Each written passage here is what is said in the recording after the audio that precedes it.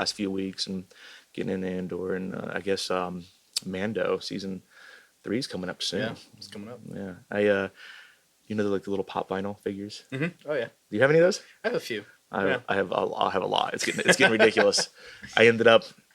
I got 12 different ones for Christmas. Oh, nice. Yeah, 12, Dang. and the majority of them were Star Wars related, all except for the Run DMC. There's a Run DMC. Oh, cool. Big set, like where the 3 of them are on a stage. Yeah. Like the turntables and like the lighting and everything. That's awesome. Other than that, they were all Star Wars related. Nice. I got Mando and Grogu. Yeah. I got one with like the original like farm boy Luke and the Vader and Stormtrooper and Leia and I just think it's Chewie and Han Solo, like all these cool ones. And I'm just like, man, this is awesome. Yeah, right. Just like, this is good. You're gonna need your own room to display them all. Well, I mean, I was putting them in my office, and I just kind of had them up against the wall because slowly I'm adding, you know, to it, and you know, Right. different fun ones, you know, like some He-Man guys and some wrestling and like Johnny Cash and Iggy Pop and whatever. And now I've got like, I think like close to like 50 something of them. Oh wow! And I don't know what to do with all of them. You got some space back here. Honestly, yeah, maybe. You could throw a couple back there. It might not be a bad idea. Yeah. Might not be a bad idea. I like it. I think we're onto something there. Yeah. Well, I've got something to chat with you after the show about it too, so it's going to be, we'll talk about that. Okay, cool. Exciting stuff. Nice. No, but there's something about this time of year, I think, is just...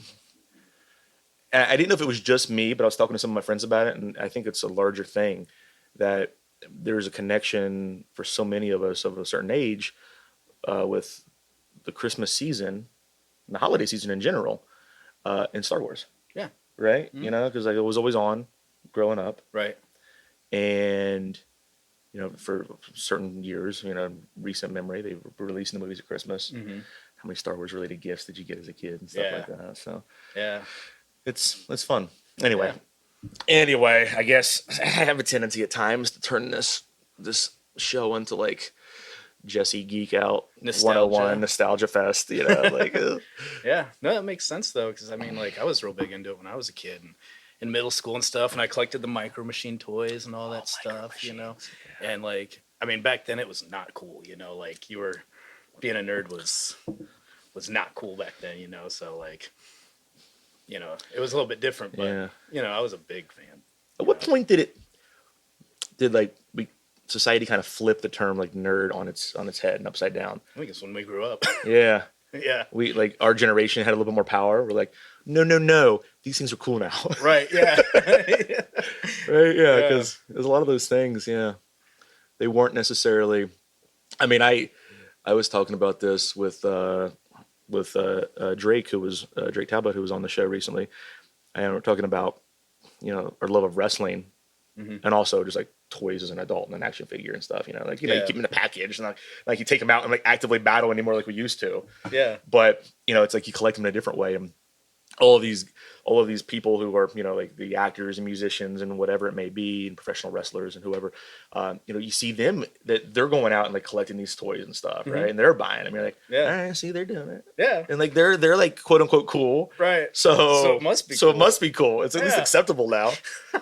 I as my father-in-law, I was FaceTiming with him on me and my wife were FaceTiming with him on Christmas Day, and she was like showing him all like she was showing him and her mom all the different kind of like, you know, fun toys and stuff that she got me. Yeah. He goes, okay, what did adult Jesse get? And I'm like, adult Jesse and kid Jesse are one and the same. You got to remember, I'm a Toys R Us kid, right, from that generation. You can't separate them. You know, like if I can hold on to like whatever vestige of like that youthful outlook on life that I can, then that's a win, I think, at the end of the day. Yeah. Right. Yeah, I agree. I think that's good to hang on to that. It becomes harder and harder. It does. It really does. It was easier 10 years ago. Yeah. Right. Oh my God, dude. I hear you. Anyway, brother, really appreciate you coming out today to talk. You know, we're talking about Star Wars and pop culture and blah, blah, blah. Let's talk about some music. Okay. That's ultimately why we're here. All right. Okay. Yeah. I was turned on to your band, Coxey's Army, this year, and love the band. We've already done an event together. You guys came out and performed at the rum collaboration that I did with Chad Kessler of 451 Spirits, and you started off the night with a set that, like, honestly, man, like, people loved it. Like, and that's nothing new for you guys, but like it was a variety of bands that we had there. Like all rock and roll and whatever that means anymore. But I think you guys were the most true punk rock band that we had on the bill. Oh, thanks. In my opinion, yeah, and it was cool. There's people that didn't know what they were getting into because they were there from one of the other bands, right? And they're like, "Oh man, those guys are great!" So like, it was awesome. I think you made some new fans that night for sure. Awesome, yeah, dude. So that was fun. But anyway, yeah, really enjoyed. You guys put out a couple songs this year. You don't have a full album yet. Yeah, nope. What's in the works for that? We're currently writing. Yeah, wintertime is a good time to write. We're all getting old, and we really don't want to go out and travel in the snow and winter weather like back in the day. So we just kind of hibernate a little bit, play here and there, and trying to write and get as much material as we can. Hopefully, I don't know, maybe by the end of the year have enough material to get in the studio and do a full length album. Yeah, so maybe by 2024 have a full length out. Yeah, that's what we'd like. That's awesome. Yeah, very cool. We were talking about that before we started recording, about just like getting a little bit older and like sleeping in your own bed versus touring, and like how I could never hack it as a touring musician because like I need my bed. You're like, comfort is not to be dismissed easily. Yeah, right. It's one of those things that like you definitely. You guys stay in like hotels and get put up in really nice suites and you guys trash all the time. That's how I picture the industry. Yeah, that's not how it works in punk rock usually. I actually used to get that a lot. Coxey's Army doesn't really tour because this is our middle-aged family punk rock band, But back in the day, we'd stay in people's houses. Huh? You need a needle point for that. Yeah. Punk rockers are far more respectful than people give them credit for it.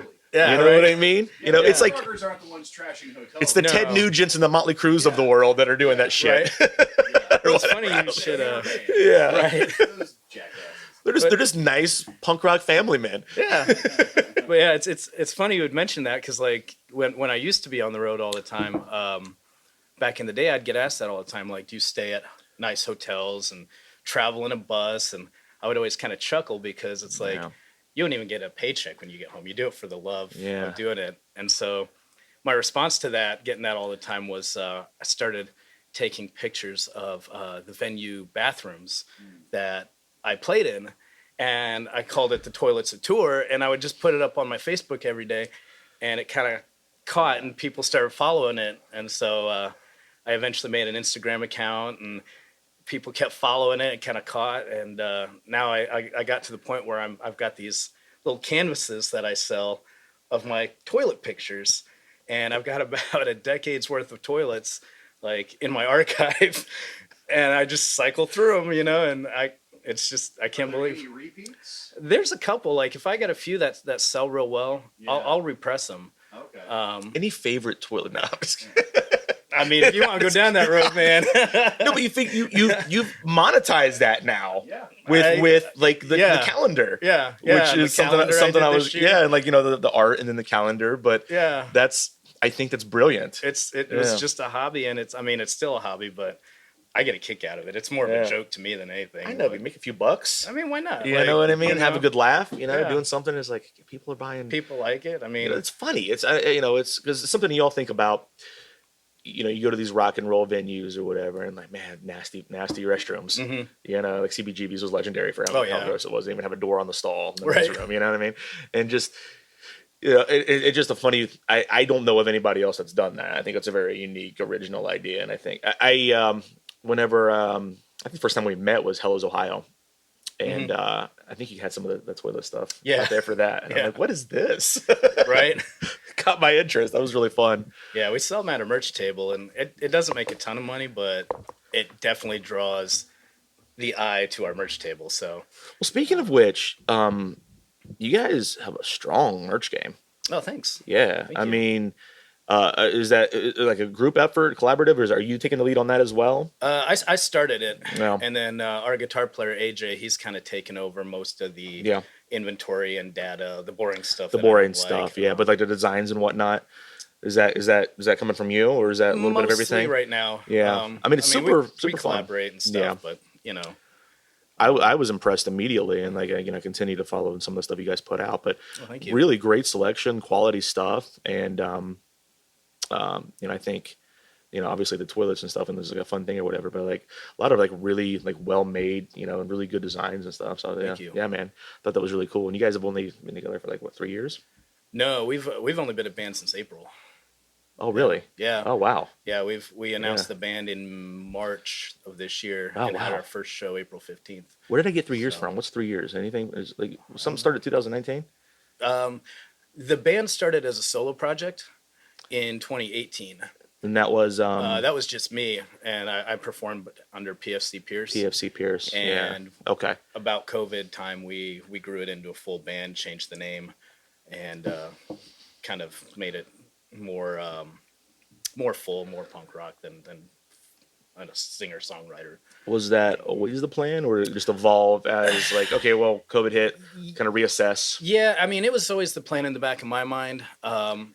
I started doing singer-songwriter stuff in 2018, Yeah. just to keep playing music, to stay sharp, to try to keep my network alive. And I came across guys as I was doing it that they really dug it, and I kind of had it in the back of my mind that someday maybe if the opportunity presented itself, we'd move it into a full band and do that. And about 2020. We had enough guys on board that really dug it to kind of grow into a full band. And we had our first practice scheduled for March 23rd, 2020. Yeah. Yeah, Say right. no- We say all no know more. where what happened there. That was the weekend everything shut down.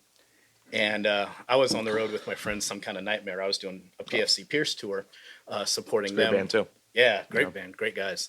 And we were 3 shows in, and we were in Detroit when we got the news everything was shutting down, and we sat tight for a while, tried to figure out what to do. And I have health issues, so I determined I'm just going to cancel the tour and go home. And they did 2 or 3 more dates before they couldn't do anything because venues were shutting down. So But at that point, we didn't really know exactly. There was so much Right. unknown. Oh, yeah. So like, I can see both sides of it. You playing it safe. right. Like, I don't want to mess around with this. And Yeah. other people be like, well, the venues are still open, for now. Yeah. Until And when we didn't- when everything shut down, it became very, very real. Right. Yeah. Yeah. And that was when we were all just kind of like scattering, trying to figure out like, what do we do? Like, Yeah. Is this serious? Is it not? Like, Exactly. Yeah. And something that I find very, very interesting is throughout the conversations that I've had with different musicians and bands on the show, often COVID comes up as a point of kind of like reassessing the direction of the band. right. Or growing the band, or maybe changing that direction completely. Right. And it's really interesting how it obviously was terrible for all of the working musicians out there, Mm-hmm. and everybody in every way possible. But it became this try to find silver linings and things, right? Looking back, Right. it became this moment in time where everybody could kind of stop and say, okay, well, where do I want to take this? Like really kind of, take stock of everything. So, I mean, I think I find it very interesting in the conversations that I had, the different avenues and different approaches people had to that, and different avenues that they kind of went after the fact. So Yeah. I think, in you guys' case, it really, seemed to work out for the better. Eventually. Grow eventually, Right. eventually. Mm-hmm. But what I wanted to know is, you said that you met some of these people who supported your band or your solo project, and I'm assuming are now the band members, Right. you're referring to. How did that come about? Was it just playing shows, you meet up with them, or were they guys that you knew already? Tell me a little bit about that Yeah. process. I mean, it was different with every member. Yeah. My drummer, Ryan, we've worked together since 2014, so we've known each other for a long time. And he did a few shows with me with my solo project. I did 2 or 3 full band shows, and he would back me up on percussion and stuff. So he was the first guy I approached when I decided, hey, I want to jump back in, do the band thing again. Our That was an guitarist. easy one, right? That was an easy one. That was a Yeah. no-brainer, Got a drummer. That's always a hard one for a lot of people. Right. And I'm a bass Yeah. player, and so like 8 years of chemistry together. I mean, it was just Wow. perfect fit. Our acoustic and electric guitar player Ben, I met him in Nashville at a musicians conference, and I'd been going to his open mics and stuff, learning to get comfortable playing acoustic music, carrying a show by myself, that kind of stuff. And he's just a solid dude. Loves everybody. Big heart. And I mean, I got nothing bad to say about the guy. Yeah. And we got along real well. We worked together well.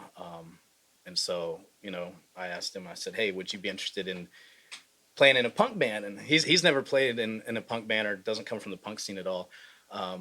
So it was an interesting fit. But he fills a gap that nobody else could fill with his background and his musical influences and stuff like that. He's a really good fit.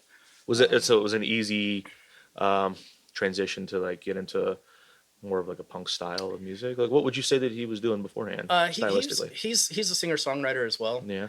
We did a few shows together, but he does kind of more pop folk type of stuff. Really good, really talented guy. Great voice.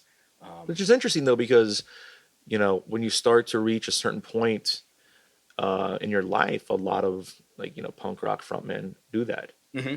Yeah. And just kind of a reverse process for him. Yeah. Which is interesting. Yeah. Right. Yeah. Yeah. But it ended up being a good fit, and I kind of wanted that outside perspective, musically and creatively, somebody that came from a different background.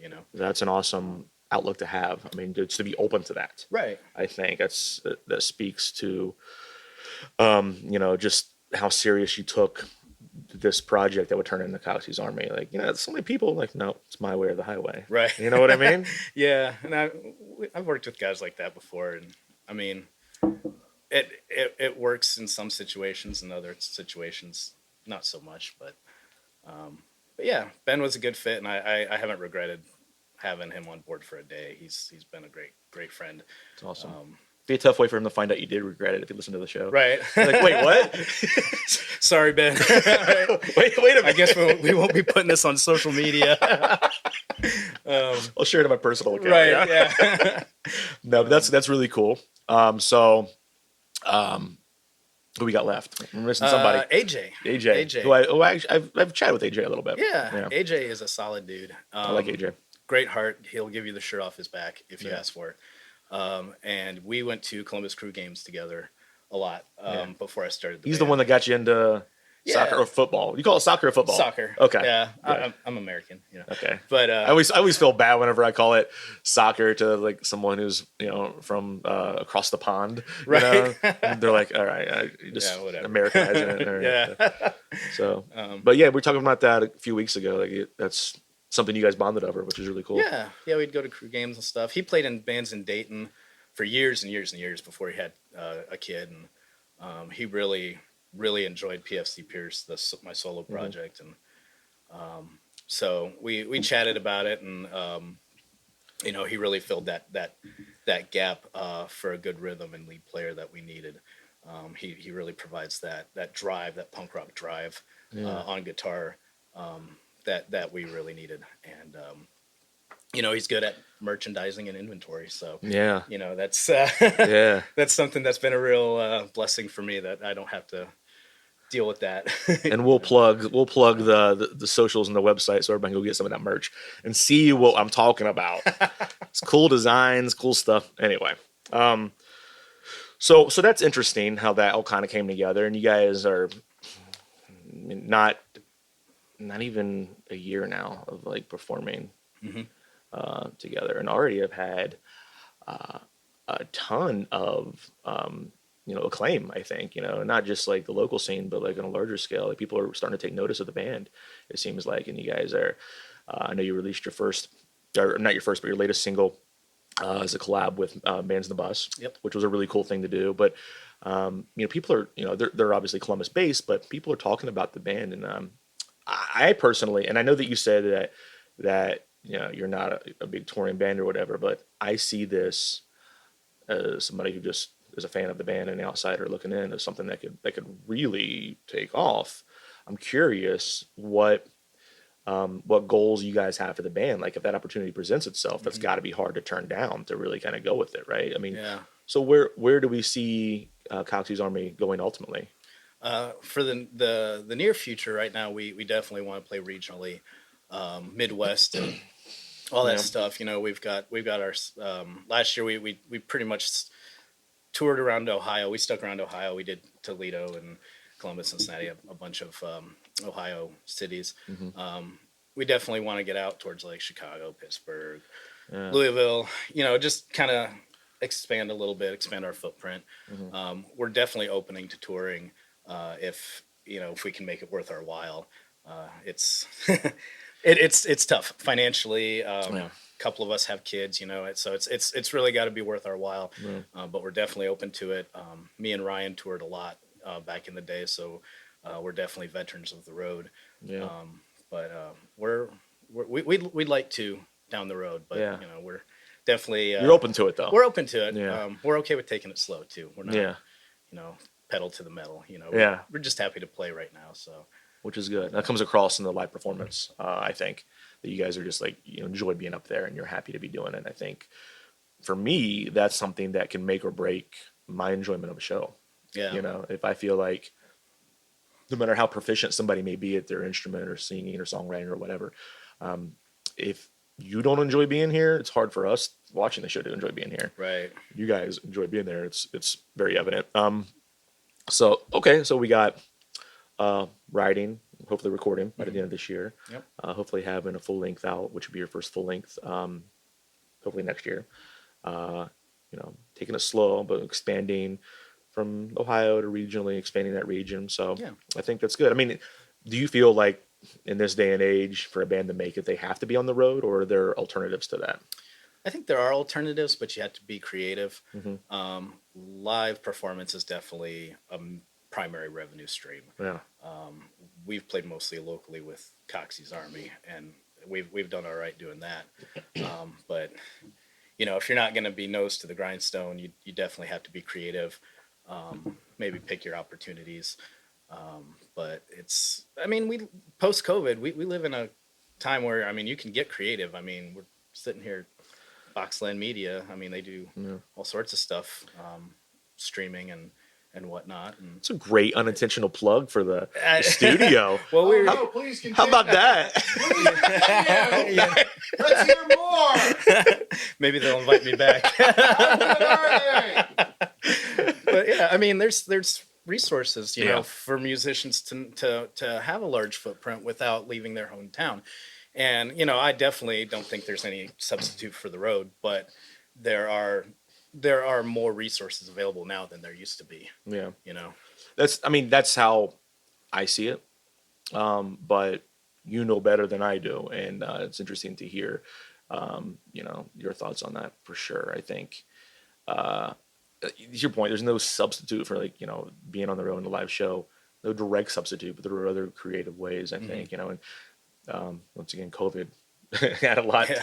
People had to do out of necessity. They had to get creative and think, how can we not just make money, right. but also, still be on people's radar. Right. You know what I mean? Because unless you're, one of those rare bands that can do whatever the hell you want, people are going to flock to your stuff. Yeah. No matter what, you have to be on people's radar. Everybody has such short attention spans. It seems. Oh like. yeah. Yeah. Even for me on the show here, I try to stay active on social media and stuff, and I'm like, hey, I'm still here. Check out our new episode. There's stuff going on. Don't forget about me. Right. Yeah. So it's just it's a lot, and I can only imagine how amplified that must be for a band with multiple members and moving parts and everything, and so that's very fascinating to me. Something else that I found fascinating in research, and I was wanting to look up a little bit before I asked you about if I could find anything about the name of the band, Coxey's Army. Yeah. And I'm like, it sounded familiar to me. And I'm like, where have I heard that before? And I think, and I looked it up and I realized that I should have known. It was right there. And because it's so, knowing you and knowing the band and what you guys sing about and how you, and who you are as people. And I'm like, this is an even better name than I realized at first. Yeah. So I'll let you do the honors and Okay. tell a little bit about the story about like what it means and where it came from. But Yeah. I think it's really cool. Yeah. Yeah. Well, I'm kind of a history nerd, especially with Ohio history. Yeah. And it came from a person in the 1890s named Jacob Coxey, Yeah. who was a quarry owner, and it was during a period of depression in the country, and it was in a time where there was no social safety net yet. There was no like unemployment or anything like that. So if you were like unemployed, you were homeless, pretty much SOL, you know. And he saw a crumbling infrastructure and thought, hey, if we could get Congress to pass a bill on improving the infrastructure, we could get all these guys back to work, we can improve the economy and all that stuff. So he came up with this scheme. If I march like this whole group of unemployed people down to Washington, I'll give us a speech in Washington on the steps of the Capitol building, and hopefully we can get this idea across. And it became like the most publicized event of like the 1800s. But ultimately, where the name comes from was the press dubbed the whole march Coxey's Army. And after it was all said and done in the early 1900s, around the 1920s, it kind of the term Coxey's Army kind of morphed into a slang term that referred to like a ragtag group of society's underclass. So like the outcasts, the unemployed, the people that like society kind of pushes out to the fringes. And it's not a slang term anymore. But when I saw that, I was like, man, that'd be like a really good name for a punk band, like a working class punk band, because I mean that's what we are. We were the people that society just kind of pushed to the edges, and it's like, oh, it's the punk guys over there. People don't take us seriously. And so when I saw that, I started doing some research, and it was like nobody was using it, and I was like, dude, like this is it. Let's do it. Like, it's so hard to name a band nowadays, when Nobody's taking that name. Right, nobody's taking it, all social media, the web address was free. I was like, Wow. All right, this is it. Like, it's a sign.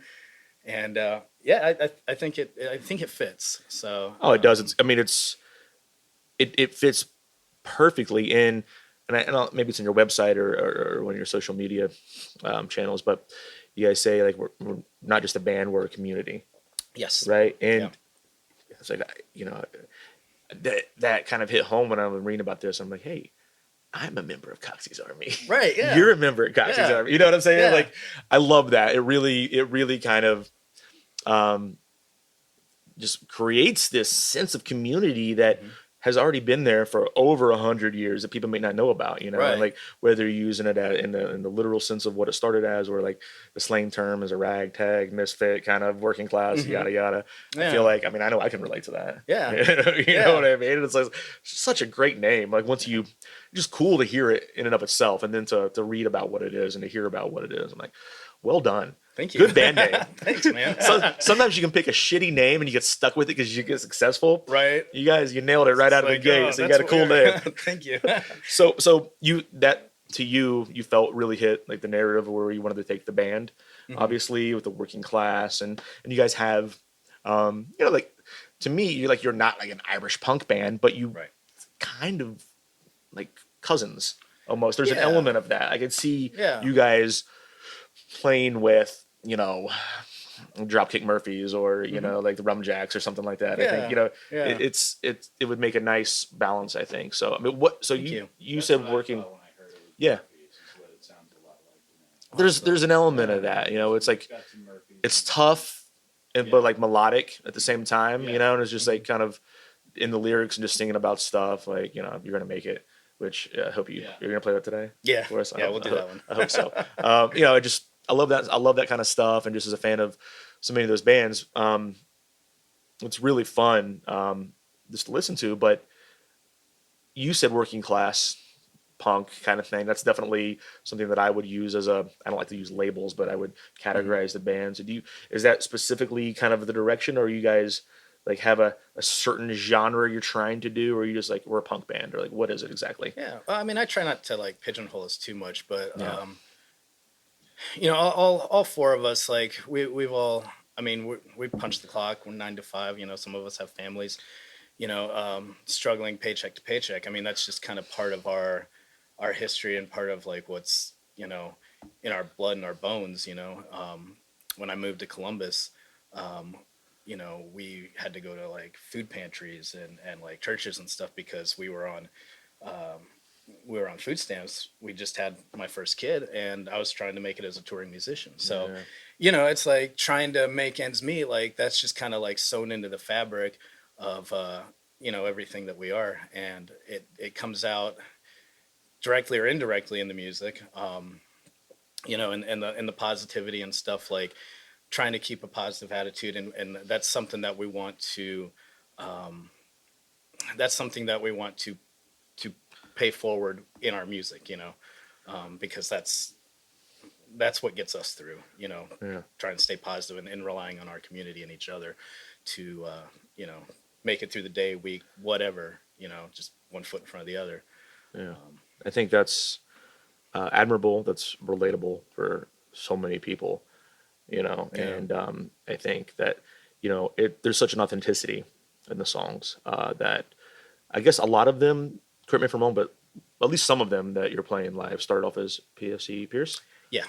And so, you know, which is you, Hmm. you know, but are you always going to play some of those songs as Coxey's Army, or will we see them? You know, they become, to me, I had to go back and find out that they weren't originally, you know, for the name that it is now. Yeah. So I think that the association is always that it will be Coxey's Army Hmm. material. Is that how you view it, or what's the plan Yeah. for that? Originally, we were going to do something different completely, but everything from PSC Pierce translated so well while we were in COVID lockdown. We just decided to take PFC Pierce and just rebrand it into the band. So So are some of these songs that uh, have existed and been out there in the world, are they mhm. going to be re-recorded or reworked a little bit as part of a recording for you Yeah, guys? a few of them. Yeah. Most of the PSC Pierce songs are already been Right. reworked. There's one or two left. We're talking about reworking into the current format, and we'll probably be recording those on the full length album. Okay, that's cool. Yeah, because like I said, I heard them first under Hmm. the banner of Coxey's Army. Yeah.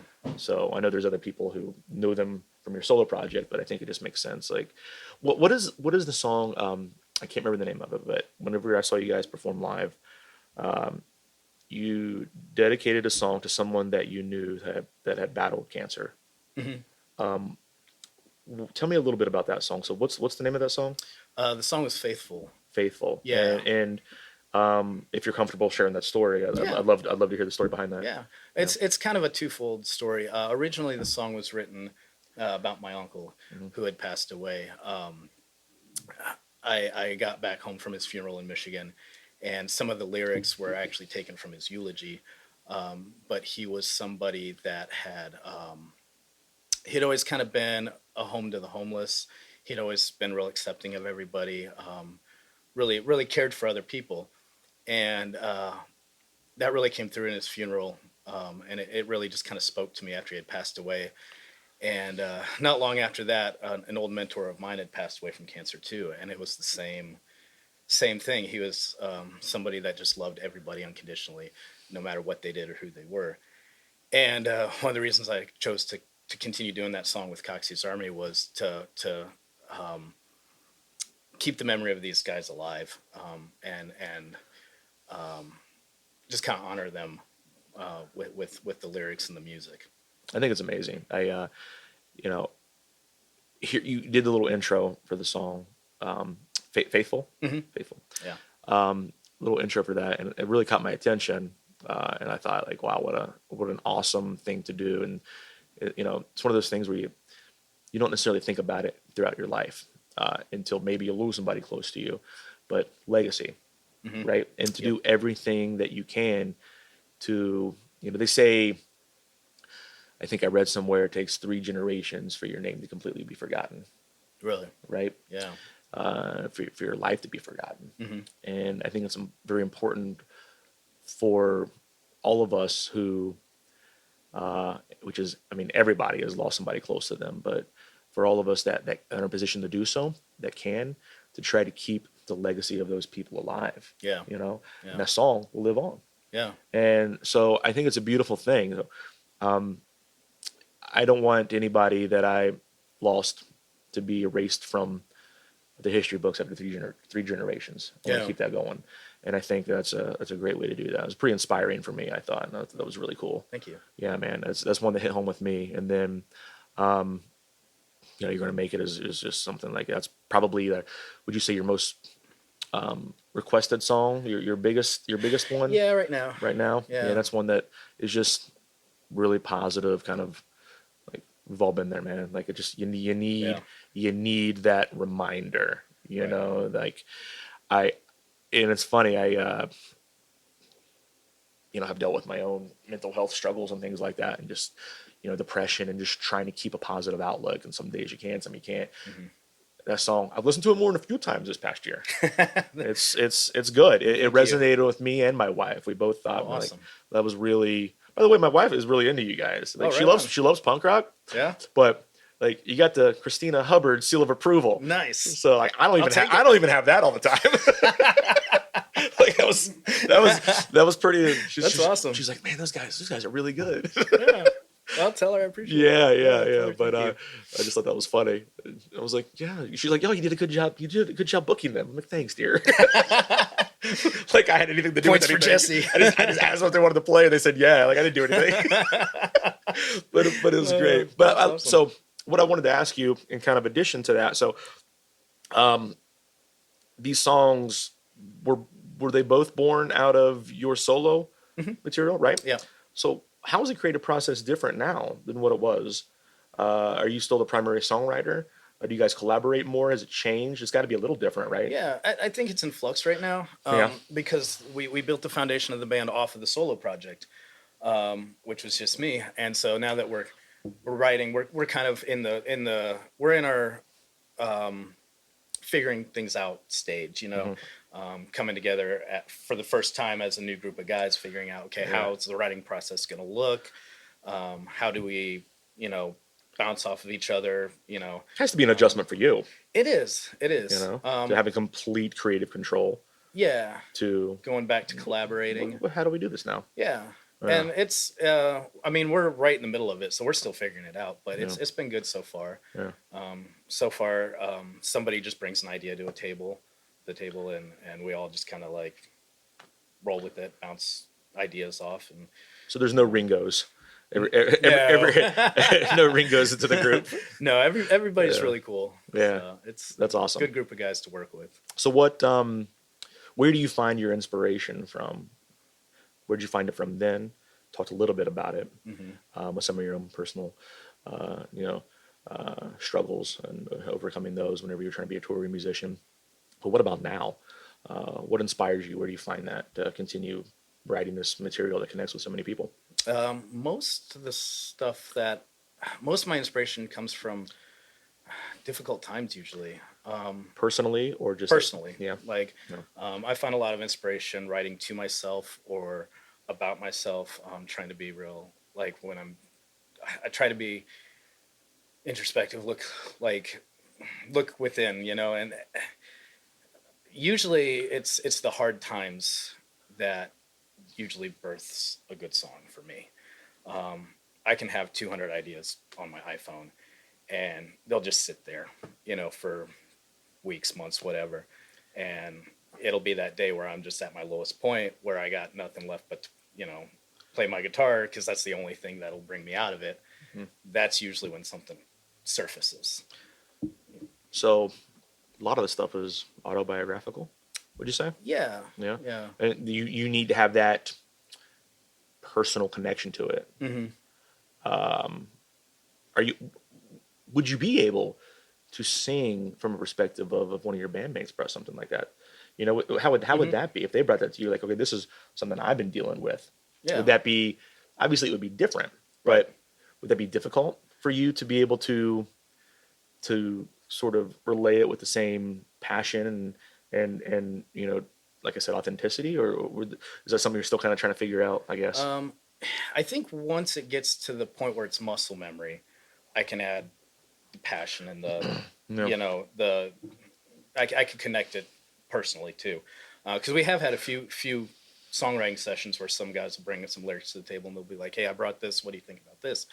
And it's all really good stuff, And I haven't had to do that live yet, Yeah. But I assume I'll get to the point where I'm going to have to do that. Yeah. And I think we can pull that off. Maybe attach something personal to it, right? Yeah. Because that's what we all do, Right. as listeners to these songs, Right. It means something to you. It means even though like I wrote it. Exactly. So Yeah. and it would be a similar thing. similar idea. Yeah. That's interesting. No, Mm-hmm. I like that. I think you guys have obviously some very exciting things ahead for the band. It's interesting to hear a little bit about some of the creative process and the inner workings of how that's going from a solo project to a band that's really gaining some steam here. We're gonna wrap up here in a minute, and you're gonna play some music for us, which I'm really excited about. Yeah. So everybody, if you haven't heard Nate and his band Coxey's Army, you're gonna get a taste of that here in a little bit. But before we do that, we'll give you a chance to plug some of your socials and whatnot. But I want to know, what is, and I do this occasionally, this is always fun for me. Give me your Mount Rushmore of musical heroes. Oh man. Okay. It can be so it can be what I usually intend for this is individual people. Okay. But if you want to include a band, that's cool too. Okay. Man, I should have thought of this ahead of I time. didn't want to tell you ahead of time. I know, I right? want to spring it to you. There's so many. While you're thinking, Nate, we're drinking Old Grandad Bonded 100 proof. There you go. Cheers to that. Cheers.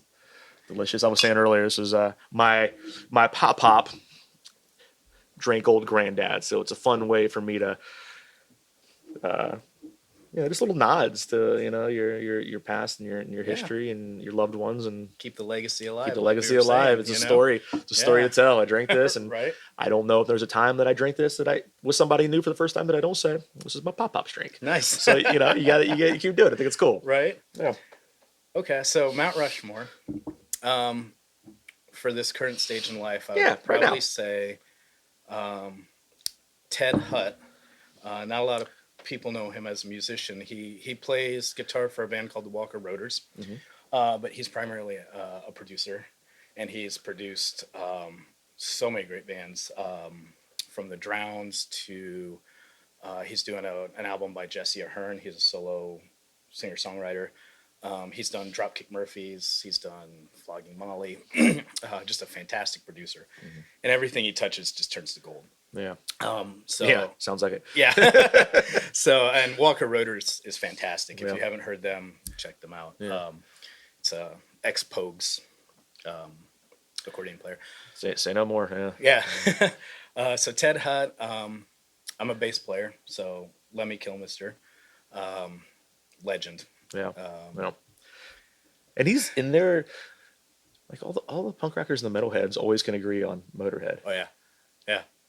They're like the least divisive band in the history all of time. music. Like, Yeah. if you don't like Motorhead, like what, you just don't like fun? You don't like music? Right. Yeah. Yeah. Yeah. Anyway, yeah. I love me some Motorhead. Love me some Lemmy. Yeah. I'm a big Street Dogs fan. So Yeah, dude. Mike McColgan, Yeah. love everything he's done, from Dropkick to Street Dogs. Do you prefer early Dropkick because of him, or do you like the Street Dogs more what they turned into? I'm more of a Street Dogs fan As am I. than a Dropkick fan. Yeah. I love Dropkick, I love Dropkick too. but Street Dogs. But, Yeah. yeah, dude. they just, there's something about them that just speaks to my soul. But yeah, so those are my top three right now. All right, we got one more. We gotta have one more. Gotta have four. Gotta have four. I could have said 10 10. That or would have been 15. rough. Give me your top Yeah. 50 artists. All right, let's cut. I gotta write all this down now. Please don't do that. Yeah, right. We don't have that much time. Matt Freeman. Okay. Matt Freeman. Yeah. Fantastic Yeah. bass player. Yeah. Pioneer. Yeah, That might be a cliche, but I'm a bass player, so I don't think so, because like how many I gotta throw people him in there. like I wonder how people listening may know where Rancid. They may not know who that is. So Yeah. it's like I don't know. There's one thing that I find that maybe you and I talking about something, or people that are like-minded in the musical sense, things that we may just take for granted and just be like, that's cliche, whatever. Other people Yeah. are like, oh, I've never heard of them.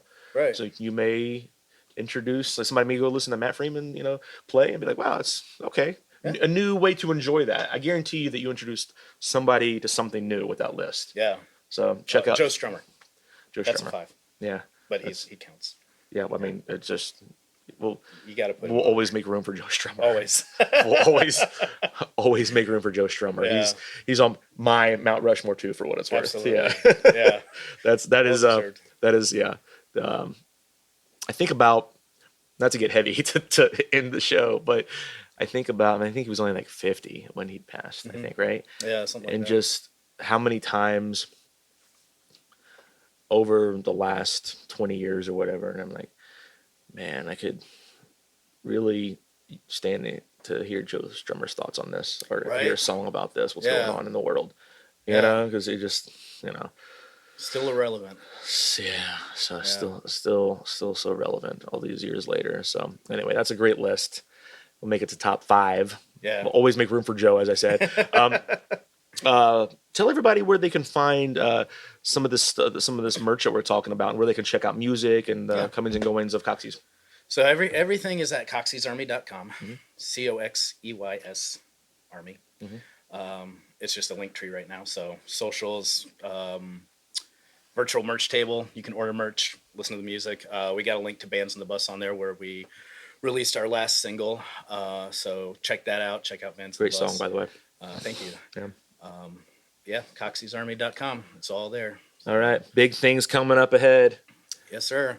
Nate, thank you, my brother. You're gonna play some Jesse. music for us. Yes, sir. Thank you. Been great, man. Appreciate it. I think we're good to go. Okay, cool. Well, this is the new single from Bands in the Bus. It's called Send 'Em Packin'. It's about breaking free from bullying and toxic relationships.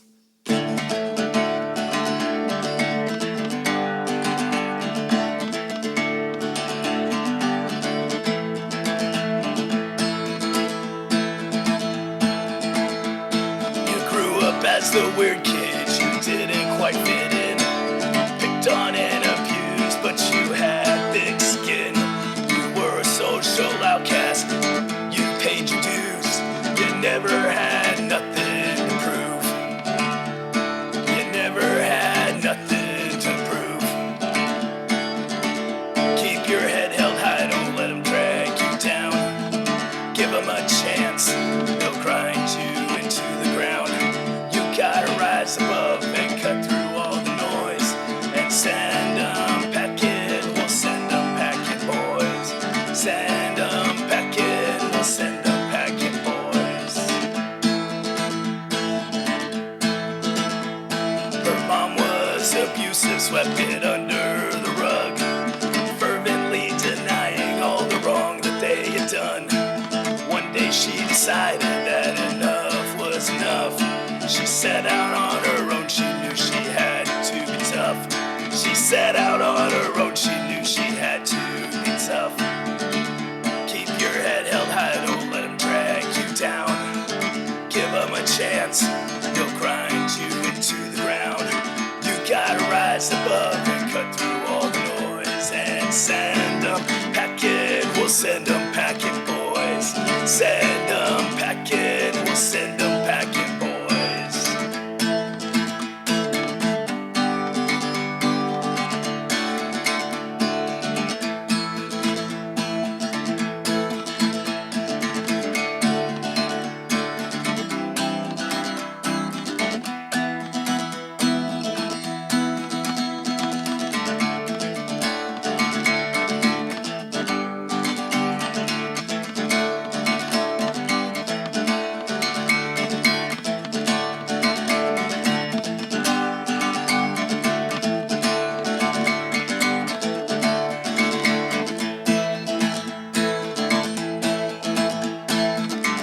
Keep your head held high, don't let them drag you down. Give them a chance and they'll grind you into the ground. You gotta rise above, cut through the noise and send them packing. We'll send them packing, boys. Send them packing. We'll send them packing, boys. Send them packing. We'll send them packing, boys. Thanks. Thank you. Yeah. So this next one is, this was a PFC Pierce song, part of my solo project. It's a song I wrote about the time when I moved to Columbus, like I was telling you about, when I was trying to make it as a touring musician, and we were just trying to make ends meet, and we were going to food banks, and this was before like Uber and gig economy, so like I was flipping bikes to make extra income, doing whatever I could to make extra cash, just to pay the bills. And it's called Blue Collar Pilgrim, and it's a song about punching the clock and trying to stay positive and trying to keep your chin up and hope for a better day and hope that your hard work will someday pay off. It goes a little something like this.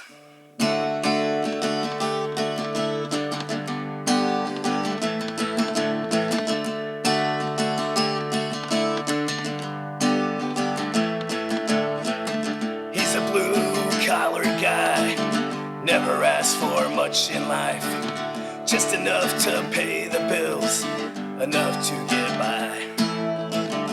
What happens when the work dries up and the paycheck's not enough to save the fat cat's bottom line? Old fast, good pilgrim, better days lie just around the bend, just up ahead. Old fast, good pilgrim, don't give up, don't ever give in.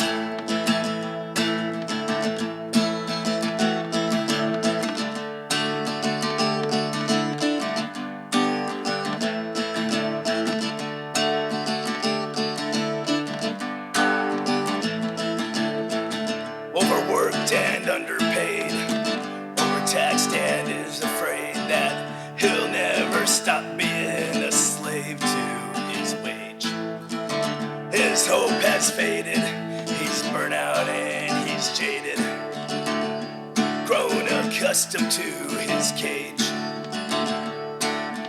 Hold fast, good pilgrim, better days lie just around the bend, just up ahead.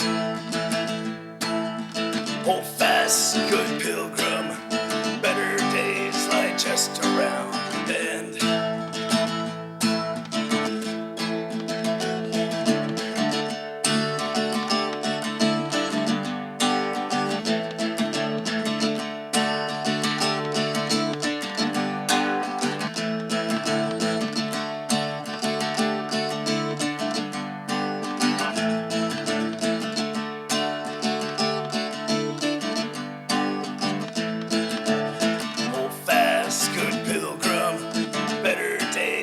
Just around the bend, just up ahead.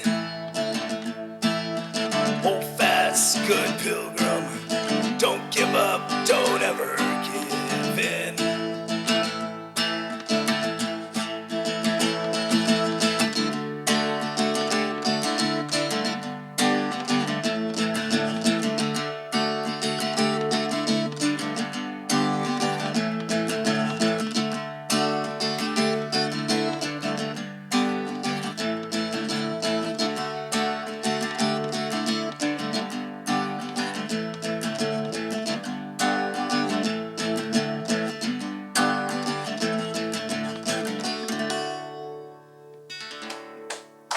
Hey, thanks.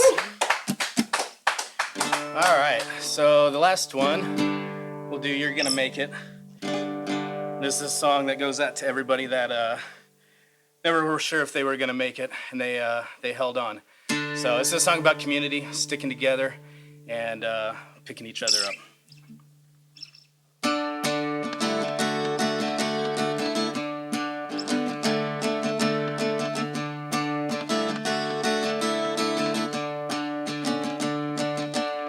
Hold your head up high, you're gonna make it, don't let go of the light. Hold your head up high, you're gonna make it, whoa, you're gonna make it. Hold your head up high, you're gonna make it, don't let go of the light.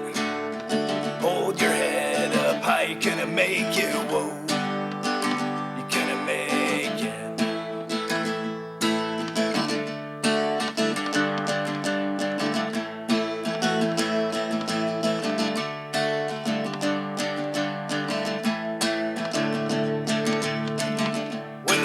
drops out from beneath your feet. When there's nowhere to turn and you face defeat, just call my name, friend. I'll be there. We'll stick together when life ain't fair. Hold your head up high, you're gonna make it. Don't let go of the light. Hold your head up high, you're gonna make it. Whoa, you're gonna make it. Hold your head up high, you're gonna make it. Don't let go of the light. Hold your head up high, you're gonna make it. Whoa, you're gonna make it.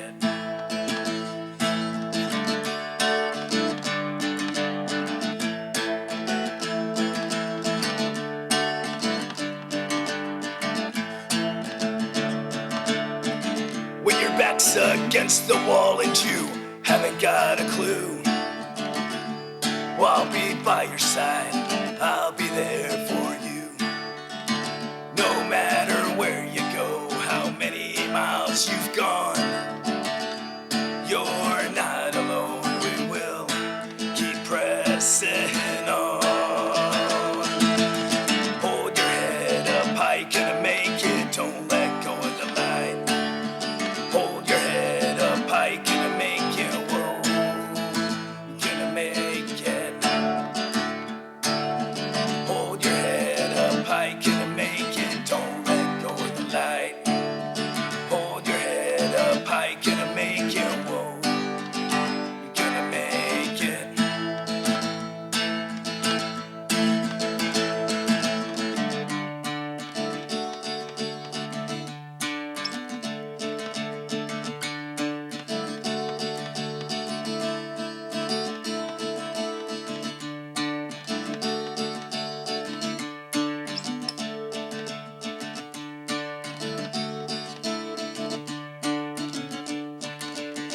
Hold your head up high, you're gonna make it, don't let go of the light.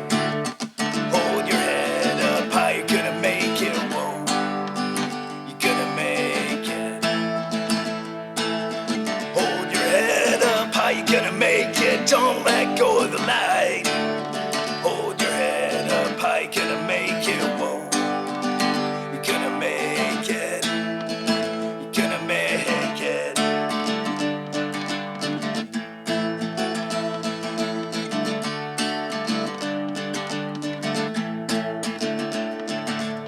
Whoa, whoa, whoa, whoa,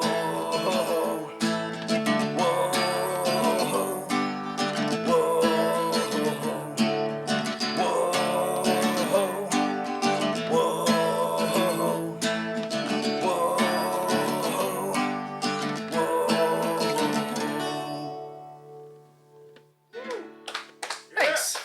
Thank you. Boxland Media. Think big. That was amazing. Thanks, man.